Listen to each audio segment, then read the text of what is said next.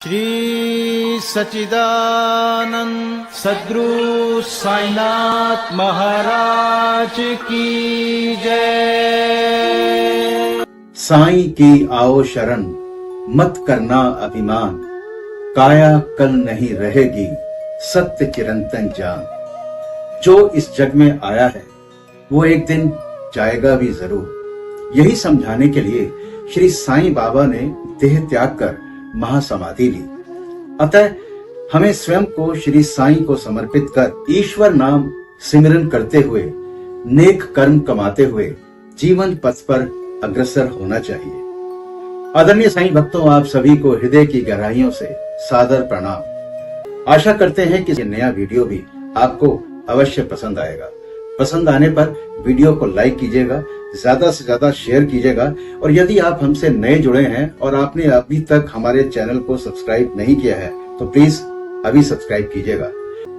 15 अक्टूबर 1918 को महासमाधि लगाने से 32 साल पहले भी बाबा ने अपनी जीवन रेखा पार करने का एक प्रयास किया था।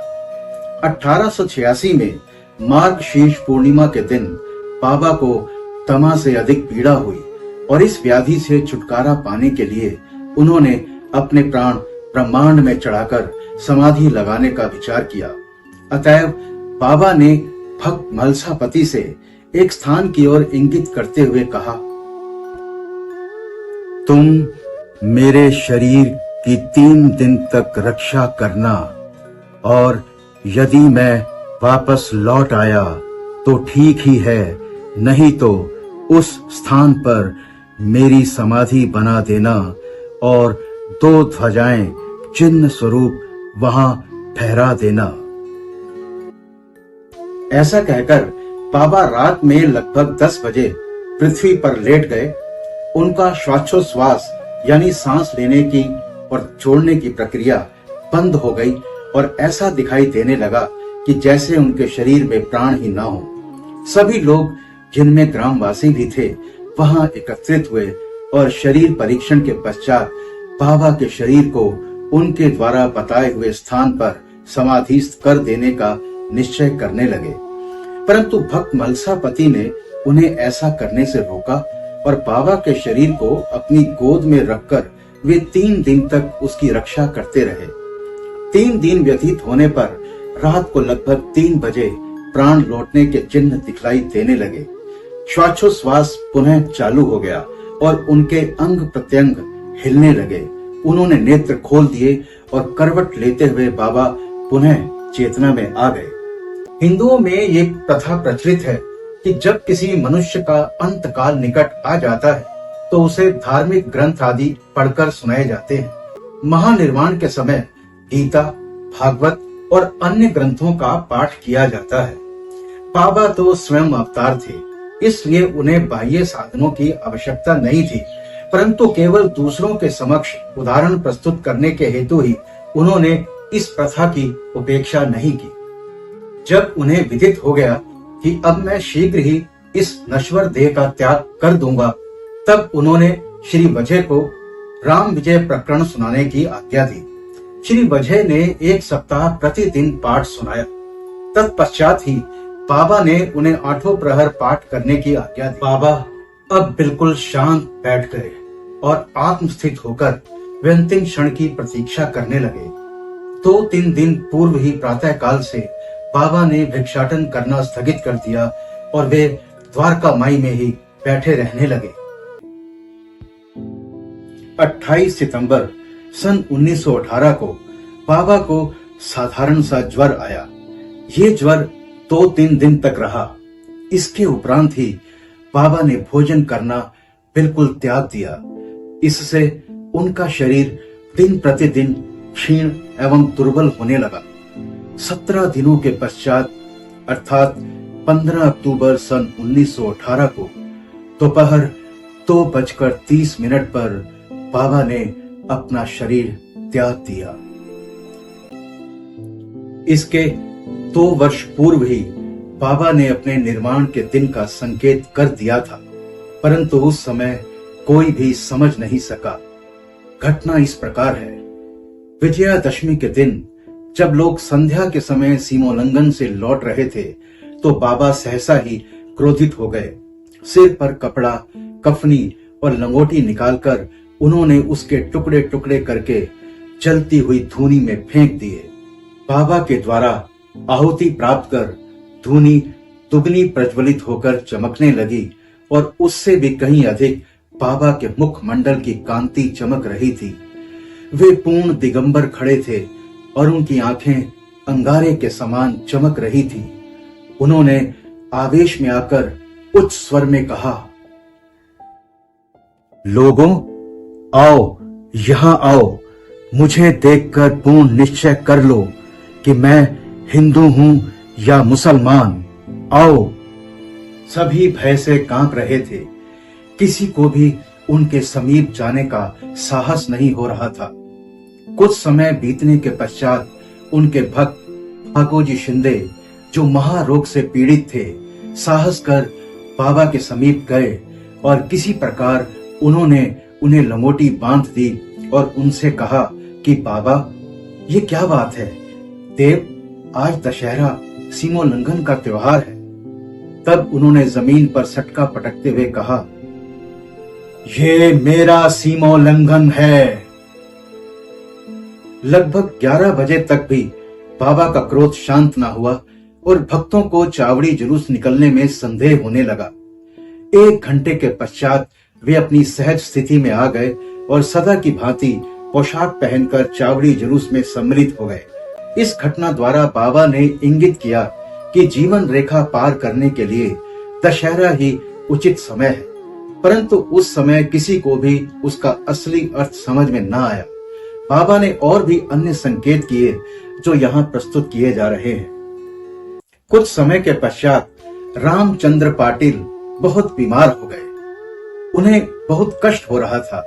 सब प्रकार के उपचार किए गए परंतु कोई लाभ ना हुआ और जीवन से हताश होकर वे मृत्यु के अंतिम क्षणों की प्रतीक्षा करने लगे।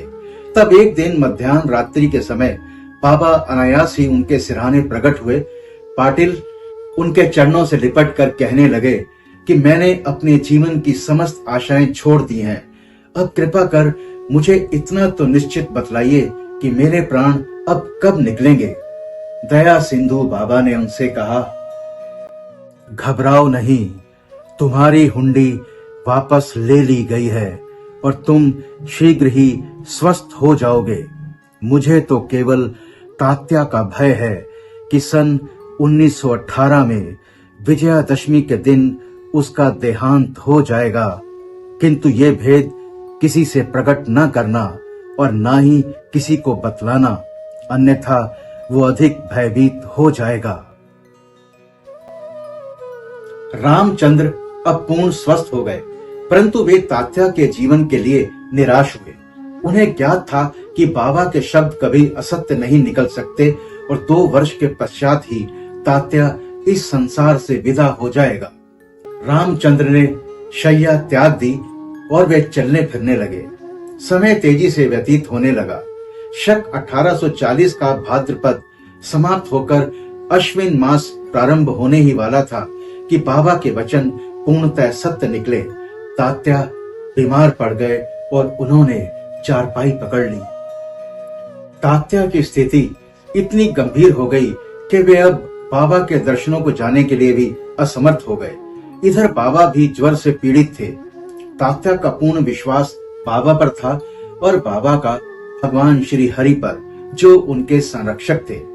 तात्या की स्थिति अब और अधिक चिंताजनक हो गई। वो हिलडुल भी ना सकता था और सदैव बाबा का ही स्मरण किया करता था। इधर बाबा की भी स्थिति उत्तरोत्तर गंभीर होने लगी।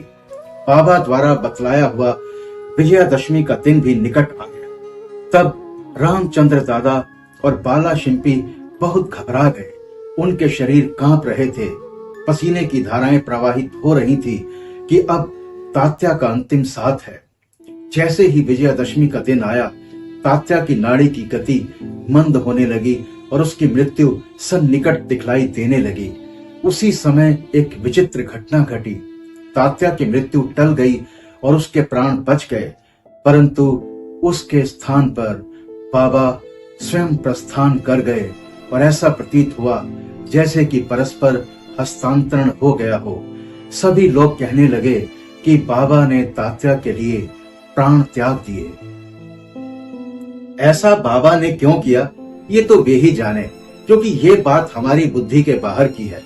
ऐसा भी प्रतीत होता है कि बाबा ने अपने अंतिम काल का संकेत तात्या का नाम लेकर ही किया था।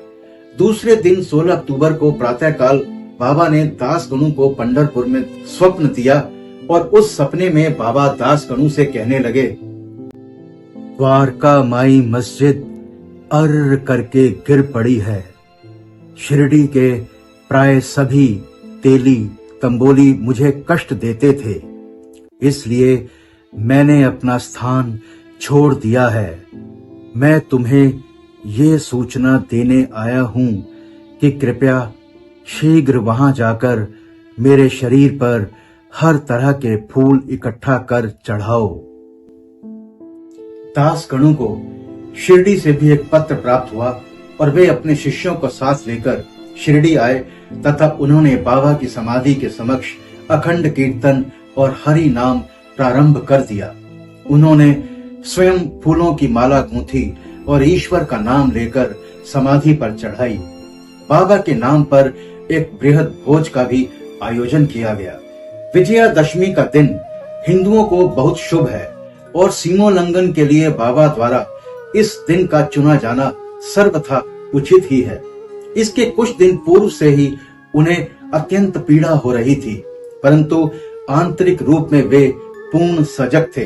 अंतिम क्षण के पूर्व वे बिना किसी की सहायता लिए उठकर सीधे बैठ गए और स्वस्थ दिखाई पड़ने लगे।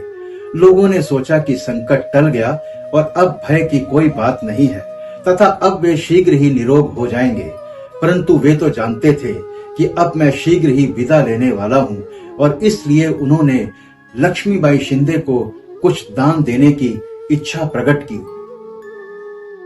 समस्त प्राणियों में बाबा का वास है। लक्ष्मीबाई एक उच्च कुलीन महिला थी। वे द्वारका माई मस्जिद में बाबा की दिन रात सेवा किया करती थी। बाबा ने लक्ष्मीबाई की सेवाओं को सदैव याद रखा। बाबा उन्हें भूल भी कैसे सकते थे। देह त्याग के बिल्कुल पूर्व बाबा ने अपनी जेब में हाथ डाला और पहले उन्होंने लक्ष्मी को 5 रुपए और बाद में 4 रुपए, इस प्रकार कुल 9 रुपए दिए। ये 9 की संख्या नवविदा भक्ति की द्योतक है, अथवा ये सीमोल्लंघन के समय दी जाने वाली दक्षिणा भी हो सकती है। केवल 9 रुपए ही नहीं बल्कि 9 के कई गुने रुपए लक्ष्मीबाई के हाथों में आए गए होंगे, किंतु बाबा के द्वारा प्रदत्त ये 9 रुपए का उपहार वो महिला सदैव स्मरण रखेगी। अब बात अंतिम क्षण की। बाबा सदैव सजग और चैतन्य रहते थे और उन्होंने अंतिम समय भी पूर्ण सावधानी से काम लिया। अपने भक्तों के प्रति बाबा का हृदय प्रेम, ममता या मोह से ग्रस्त न हो जाए, इस कारण उन्होंने अंतिम समय सबको वहां से चले जाने का आदेश दिया। चिंता मग्न काका साहेब दीक्षित, बापू साहेब बूटी और अन्य महानुभाव जो द्वारका माई में बाबा की सेवा में उपस्थित थे, उनको भी बाबा ने वाड़े में जाकर भोजन करके लौट आने को कहा। ऐसी परिस्थिति में वे बाबा को अकेला छोड़ना तो नहीं चाहते थे, परंतु उनकी आज्ञा का उल्लंघन भी तो नहीं कर सकते थे। इसलिए इच्छा ना होते हुए भी उदास और दुखी हृदय से उन्हें वाड़े को जाना पड़ा। उन्हें विदित था कि बाबा की स्थिति अत्यंत चिंताजनक है और इस प्रकार उन्हें अकेले छोड़ना उचित नहीं है। वे भोजन करने के लिए बैठे तो, परंतु उनके मन कहीं और बाबा के साथ ही थे। अभी भोजन समाप्त भी ना हो पाया था कि बाबा के नश्वर शरीर त्यागने का समाचार उनके पास पहुंचा और वे अधपेट ही अपनी थाली छोड़कर द्वारका माई की ओर भागे और जाकर देखा कि बाबा सदा सदा के लिए बयाजी आपा कोते की गोद में विश्राम कर रहे हैं। ना वे नीचे लुढ़के और ना शैया पर ही लेटे, अपने ही आसन पर शांति पूर्वक बैठे हुए और अपने ही हाथों से दान देते हुए उन्होंने ये मानव शरीर त्याग दिया। भागो जी ने देखा कि बाबा की श्वास रुक गई है। तब उन्होंने नाना साहेब निमोणकर को पुकार कर ये बात कही। नाना साहब ने कुछ जल लाकर बाबा के श्री मुख में डाला, जो बाहर लुढ़क आया। तभी उन्होंने जोर से आवाज लगाई, अरे देवा, ओ देवा। तब बाबा ऐसे दिखाई पड़े जैसे उन्होंने धीरे से नेत्र खोलकर धीमे स्वर में ओह कहा हो, परंतु अब स्पष्ट विदित हो गया कि उन्होंने सचमुच ही शरीर त्याग दिया है। बाबा समाधिस्थ हो गए। ये हृदय विदारक दुस्संवाद दावानल की भांति तुरंत ही चारों ओर फैल गया। शिरडी के सब नर नारी और बच्चे द्वारका माई की ओर दौड़े। चारों ओर हाहाकार मच गया। सभी के हृदय पर वज्रपात हुआ। उनके हृदय विचलित होने लगे। कोई जोर जोर से चिल्लाकर रुदन करने लगा, कोई सड़कों पर लौटने लगा और बहुत से बेसुध होकर वहीं गिर पड़े। प्रत्येक की आंखों से झरझर आंसू गिर रहे थे। प्रलय काल के वातावरण में तांडव नृत्य का जैसा दृश्य उपस्थित हो जाता है, वही गति शिरडी के नर नारियों के रुदन से उपस्थित हो गई। उनके इस महान दुख में कौन आकर उन्हें धैर्य बंधाता, जबकि उन्होंने साक्षात सगुण पर ब्रह्म का सानिध्य खो दिया था। इस दुख का वर्णन भला कर ही कौन सकता है। साईं बाबा का ये अवतार अपने भक्तों के उत्थान के लिए हुआ था। संतों की कार्य प्रणाली अगम्य होती है। साईं बाबा का अपने भक्तों के साथ ये संपर्क केवल एक ही पीढ़ी का नहीं, बल्कि ये उनका पिछले 72 जन्मों का संपर्क है। ऐसा प्रतीत होता है कि इस प्रकार का प्रेम संबंध विकसित करके साईं बाबा दौरे पर चले गए और भक्तों को दृढ़ विश्वास है कि वे शीघ्र ही पुनः वापस आ जाएंगे। अब समस्या उत्पन्न हुई कि बाबा के शरीर की अंतिम क्रिया किस प्रकार की जाए।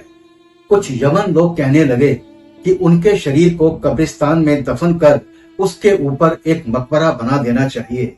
खुशहाल चंद और अमीर शक्कर की भी यही धारणा थी, परंतु ग्राम्य अधिकारी श्री रामचंद्र पाटिल ने दृढ़ और निश्चयात्मक स्वर में कहा कि तुम्हारा निर्णय मुझे मान्य नहीं है।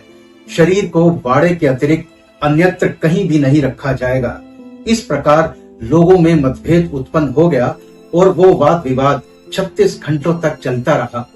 बुधवार के दिन प्रातःकाल बाबा ने लक्ष्मण मामा जोशी को स्वप्न दिया और उन्हें अपने हाथ से खींचते हुए बाबा ने कहा,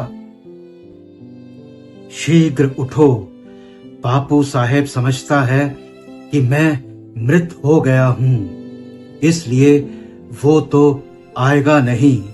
तुम पूजन और कांकण आरती करो। लक्ष्मण मामा ग्राम के ज्योतिषी, श्यामा के मामा तथा एक कर्मठ ब्राह्मण थे। वे पूजन की समस्त सामग्री लेकर वहां आए और ज्यों ही उन्होंने बाबा के मुख का आवरण हटाया तो उस निर्जीव अलौकिक महान प्रदीप्त प्रतिभा के दर्शन कर वे स्तब्ध रह गए, मानो हिमांशु यानी चंद्रमा ने उन्हें अपने पाश में आबद्ध करके जड़वत बना दिया हो। स्वप्न की स्मृति ने उन्हें अपना कर्तव्य करने को प्रेरित कर दिया। फिर उन्होंने विधिवत पूजन और कांकड़ आरती की। दोपहर को बापू साहेब जोग भी अन्य भक्तों के साथ आए और सदैव की भांति मध्याह्न की आरती की। बाबा के अंतिम श्री वचनों को आदर पूर्वक स्वीकार करके लोगों ने उनके शरीर को बूटी वाड़े में ही रखने का निश्चय किया और वहां का मध्य भाग खोदना आरंभ कर दिया। बुधवार की संध्या को बाबा का पवित्र शरीर बड़ी धूमधाम और समारोह के साथ वाड़े में लाया गया और विधिवत उस स्थान पर समाधि बना दी गई जहां मुरलीधर की मूर्ति स्थापित होने वाली थी। सच तो ये है कि बाबा मुरलीधर बन गए और वाड़ा समाधि मंदिर तथा भक्तों का एक पवित्र देव स्थान, जहां अनेकों भक्त आया जाया करते थे और अभी भी नित्य प्रति वहां आकर सुख और शांति प्राप्त करते हैं। बाला साहेब भाटे और बाबा के अनन्य भक्त श्री उपासनी ने बाबा की विधिवत अंतिम क्रिया की। जैसा प्रोफेसर नार्के को देखने में आया, ये बात विशेष ध्यान देने योग्य है कि बाबा का शरीर 36 घंटे के उपरांत भी जड़ नहीं हुआ और उनके शरीर का प्रत्येक अवयव लचीला बना रहा, जिससे उनके शरीर पर से कफनी बिना चीरे हुए सरलता से निकाली जा सकी। श्री दत्तात्रेय के पूर्ण अवतार काणगापुर के श्री नरसिंह सरस्वती के समान श्री साईं भी सदैव वर्तमान है। उनका निर्वाण तो एक औपचारिक बात है। वे जड़ और चेतन सभी पदार्थों में व्याप्त हैं तथा सर्वभूतों के अंतःकरण के संचालक और नियंत्रण करता है।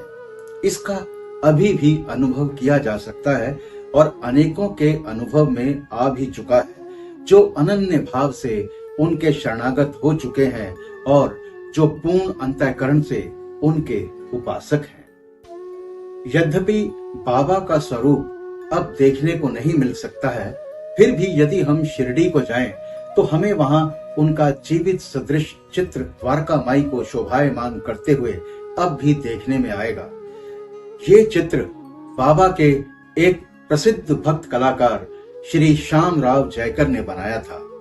एक कल्पनाशील और भक्त दर्शक को ये चित्र अभी भी बाबा के दर्शन के समान ही संतोष और सुख पहुंचाता है।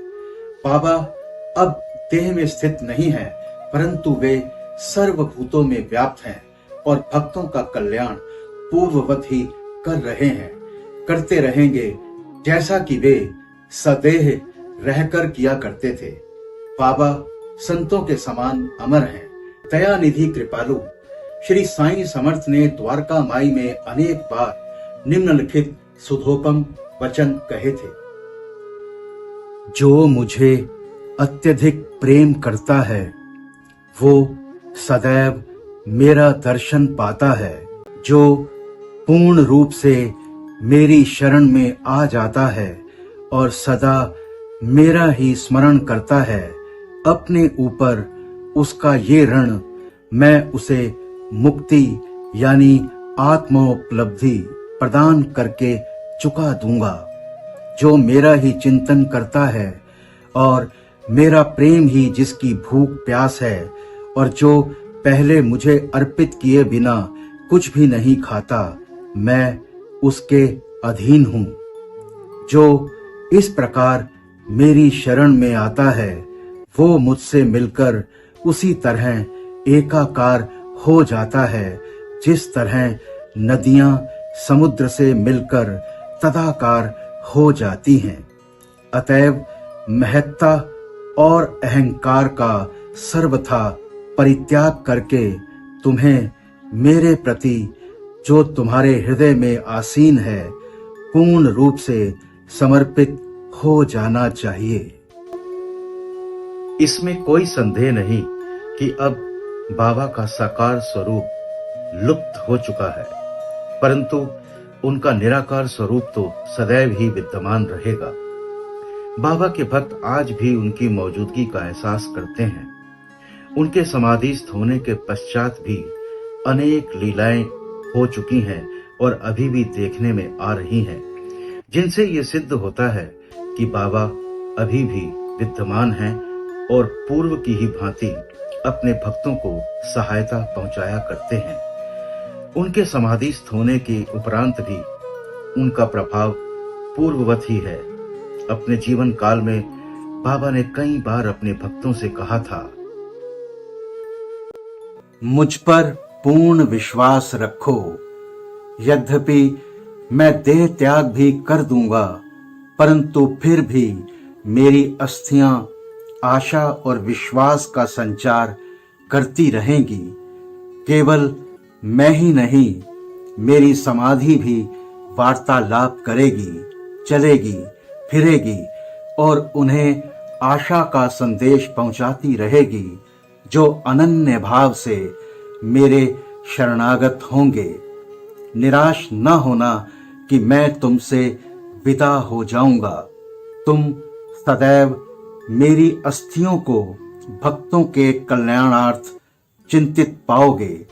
यदि मेरा निरंतर स्मरण और मुझ पर दृढ़ विश्वास रखोगे तो तुम्हें अधिक लाभ होगा। आशा करते हैं कि ये वीडियो आपको अवश्य पसंद आया होगा।